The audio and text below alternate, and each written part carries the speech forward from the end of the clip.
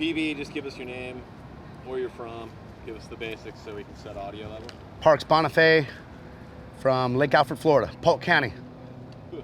Well, we started Red Bull Double or Nothing in 2004, and we've done it off and on through the years. I think this is the 8th one that we've done. So sometimes we take a hiatus. I feel like the boats change, the X-Star gets bigger. I feel like the riding and the whole sport changes in general.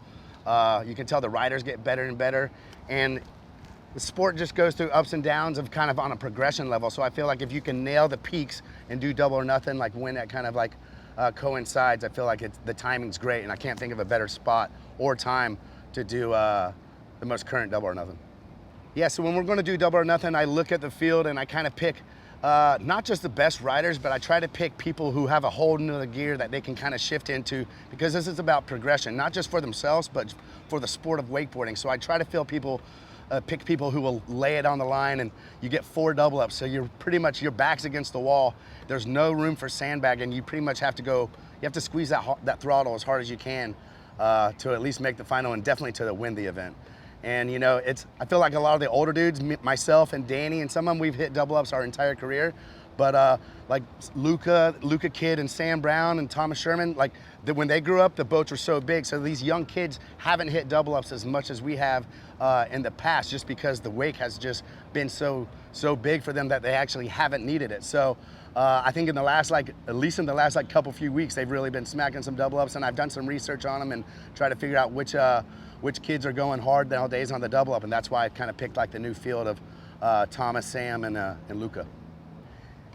Yeah, in a way, Central Florida's been, you know, it's been the epicenter of not just wakeboarding, but water skiing in general. I think it really started with Cypress Gardens back in like the 20s and stuff, and people would come from all over the country to watch that. And so as wakeboarding kind of spawned and grew from water skiing, I think that's why you have the deep roots in Central Florida. And anyone knows that when you fly in, you look down out of a plane in Orlando, you can see exactly how many lakes are scattered around down there.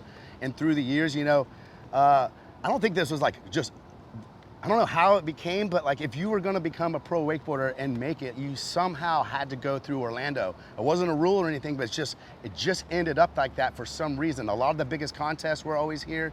There's tons of lakes, and a lot of the riders, and some of my friends who came from out of town all over the world are still my best friends to this day. And now they even live here half the year or live here permanently. So yeah, you pretty much had to get down here and put in your time on the lakes, because it was a true proving ground. It was a true proving ground, and it was a place where you had to, and it was easy to ride, tell you the truth. You can ride year round, and every wakeboarder down here has a boat. So if your boat's broke, or your boat's out of gas, or if it's out of the water, there's always a place to ride. All the filmers, the videographers, photographers, everyone's down here, and that's why it is what it is. Yeah, it's crazy. You know, there's been a bunch of Florida boys within wakeboarding, myself, Byerly, Darren Shapiro, but you know, there's a lot of outsiders that came and migrated here from Chad Sharp in Canada, Rusty in Canada, Eric Ruck from the Midwest. You got all the Australians from Harley to Rappa to Tony. It's crazy, man. Everyone pretty much comes down here and migrates and moves down here and makes Florida their home.